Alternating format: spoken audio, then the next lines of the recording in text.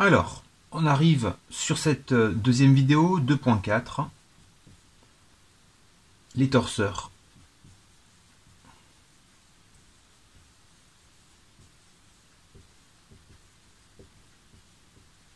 Dans les liaisons. Les torseurs dans les liaisons. Quand on a une liaison, eh bien on va avoir un torseur lié à cette liaison. Alors c'est très facile à comprendre. Je vous reporte au document en PDF, en pièces jointes, en tout cas en dessous de la vidéo. Si vous avez une question, une remarque, n'hésitez pas à me l'écrire et je répondrai au plus vite. C'est la deuxième vidéo. Ne la prenez pas en cours de route, mais regardez la précédente. C'est mieux de voir tout ensemble. Après, bien sûr, vous faites ce que vous voulez, vous êtes grand. Alors, les torseurs dans les liaisons, c'est tout simple. Les liaisons, on les a déjà vues en séquence 3. Séquence 1, les liaisons, il y en a une dizaine. C'est très facile de trouver le torseur si on connaît les degrés de liberté. Alors déjà, il faut être à l'aise avec les degrés de liberté, il faut être à l'aise avec le plan dans lequel on se situe et voir où sont les mouvements. Le plan régulièrement change. Les axes sont pas toujours à la même place. Dans un exercice, vous aurez Y vers le haut, d'autres Y vers vous, ou Y vers la droite, et il faut s'adapter à regarder les mouvements. Et en fonction de ça, il faut écrire le tableau des degrés de liberté, des DDL, qu'on peut avoir. Alors, première liaison, l'appui-plan. Alors, je vais mettre un axe X, on va mettre Z vers le haut. Voilà. On va mettre Y par là et X par là.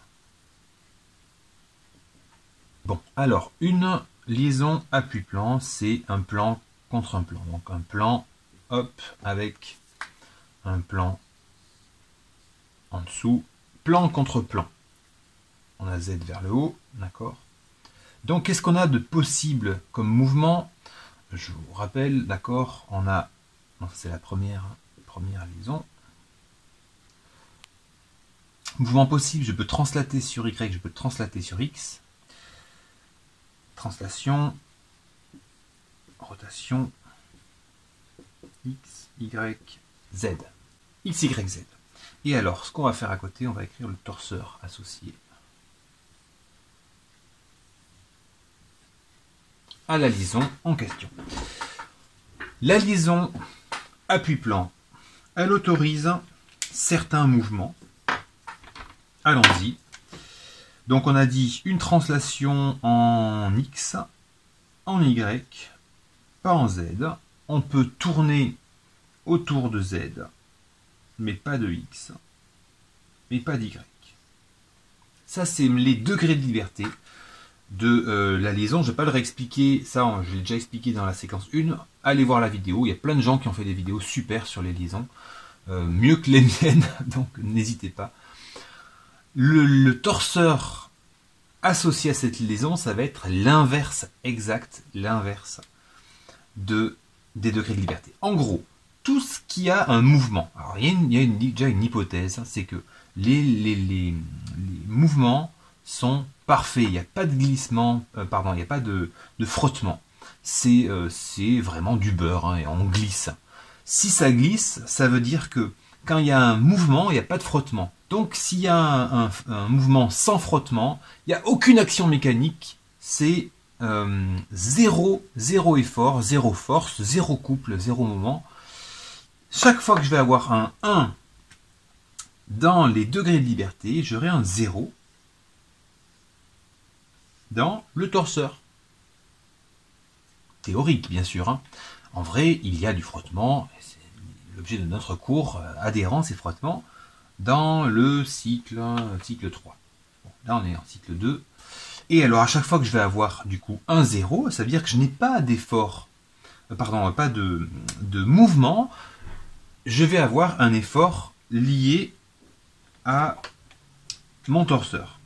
Comme on avait dit avant, si on a une inconnue, on va mettre un Z. Si on a une inconnue dans le couple, on va mettre un L et un M, ici.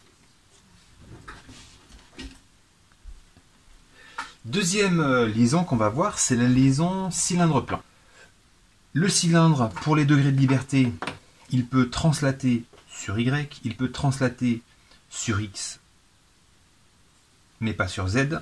Et alors pour les rotations, il peut tourner autour de Y, ici. Il peut pas tourner autour de X, et il peut tourner autour de Z. Ça se transforme du coup, on va faire exactement l'inverse pour les degrés de liberté. Je vais avoir 0 torseur dans ma enfin, 0 effort dans la liaison, ici et là, à chaque fois que je vais avoir un degré de liberté. Et alors pour les zéros, je les transforme en inconnus, à résoudre après par le PFS. Ici un L, en un point précis. Alors je ne vais pas faire l'ensemble des liaisons, on les a vues dans la séquence 1, d'accord. Les degrés de liberté, il suffit simplement d'inverser. Si vous regardez le degré de liberté autorisé par la liaison, eh bien on inverse. Chaque fois qu'il y a un 1 devient un 0 dans le torseur, chaque fois qu'il y a un 0 dans les degrés de liberté, deviendra une inconnue. Parfois ça va devenir aussi un 0. On verra les hypothèses par la suite lorsqu'on parlera du principe fondamental de la statique, le PFS. Ça me fait arriver directement, alors, après les torseurs dans les liaisons usuelles, on arrive au 2.5 dans les torseurs particuliers. Alors c'est pas très important, mais ils ont un nom, ces torseurs particuliers. Le premier, voilà. Le premier, c'est ce qu'on appelle un torseur glisseur. Alors c'est un torseur qui n'a pas de couple. Un glisseur. Ça veut dire qu'il aura, par exemple, X, Y, Z et 0, 0, 0. Alors c'est souvent comme ça, un torseur glisseur, ce serait une action mécanique d'une roue par rapport au sol, du sol par rapport à la roue, etc. A l'inverse, on a ce qu'on appelle un torseur couple, donc ça c'est un glisseur. Voilà. Et un torseur couple, ce serait l'inverse. Effectivement, c'est un torseur qui n'a pas de force dans ses actions mécaniques, mais qui a eh bien, des valeurs, une ou plusieurs valeurs en couple. Donc un torseur couple. Voilà, c'est tout. C'est juste pour donner un nom à quelque chose qu'on verra parfois dans les exercices. On peut les retrouver et alors dans l'énoncé nous dire voilà le glisseur. Alors le glisseur c'est un torseur glisseur. Le torseur couple ça veut dire que c'est un torseur qui n'a que du couple et pas de force. Conditions d'équilibre des solides, c'est l'introduction au PFS et on va parler de solides qui ont deux forces. Le PFS, et c'est indiqué déjà dans le cours, enfin dans la partie, c'est un solide ou un ensemble de solides va être en équilibre si la somme des forces extérieures qui y sont appliquées et la somme des moments de celles-ci sont nulles. En gros, si quelque chose ne bouge pas, la somme des forces est nulle, d'accord. Alors j'écris somme, c'est un sigma majuscule. Vous pouvez écrire somme des forces, c'est pareil. Et la somme des moments est nulle. Alors on est sur un élément qui est en équilibre, et c'est-à-dire qu'il ne bouge pas. Il n'y a pas de mouvement, c'est de la statique. On verra en fait que la statique c'est une variante de la dynamique, mais ça on le verra en cycle 6, cycle 7, quand on fait de la dynamique en deuxième année. Ceci est notre chapitre, on va pas en parler maintenant. Bon. Je prends l'exemple de la voiture. Je vais isoler le piston sur la voiture, sur l'amortissement, d'accord. Je vais avoir deux forces exercées, d'accord. Deux forces exercées sur mon piston. Une qui va pousser, l'autre qui va empêcher le piston de bouger. La somme des forces est nulle, ça veut dire que je vais avoir deux forces ici, puisque j'en ai que deux. Deux forces, F et moins F, si vous préférez, qui sont égales, qui ont le même support, d'accord, la même norme, mais qui ont un sens opposé. Attention, parce que la somme des moments est nulle en un point. Enfin, on veut dire au même point. Pas en un point, mais au même point. La somme des moments est nulle au même point. Attention. On ne peut pas dire que la somme des moments est nulle à 3 points différents. Si vous avez... Alors, on va faire un exemple de PFS tout de suite. D'accord? On va prendre 3 torseurs.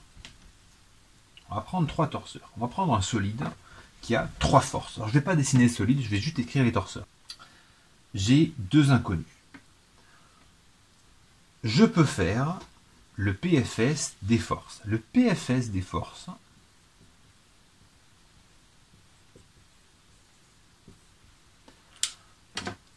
c'est-à-dire que la somme des forces est égale à 0.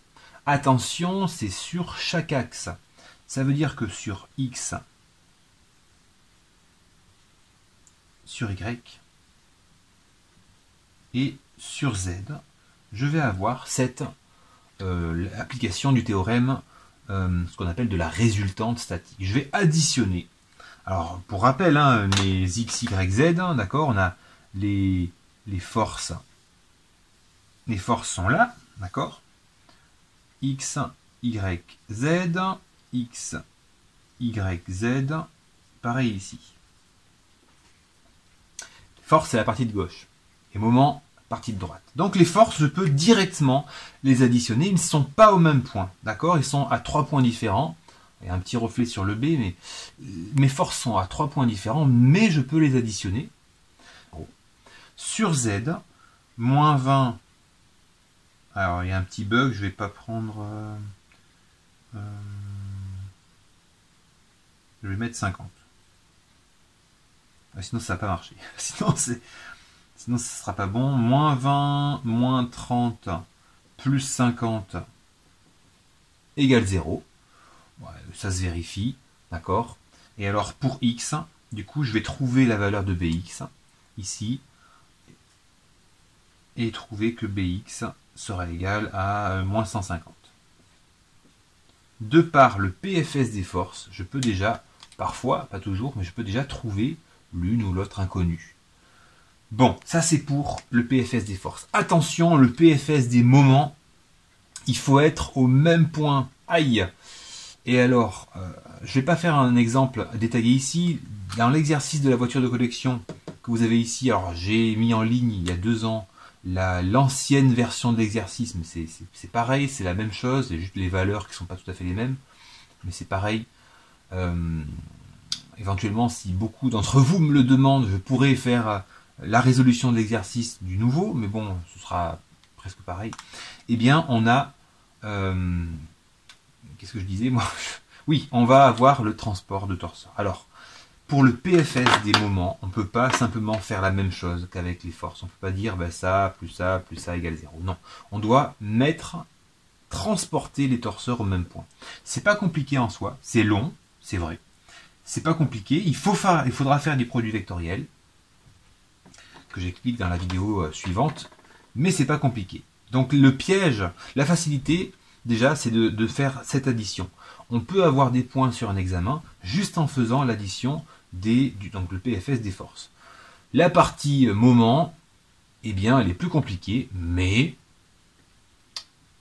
ça prend du temps, c'est pas si compliqué que ça. Je vous souhaite à tous une bonne continuation, prenez soin de vous,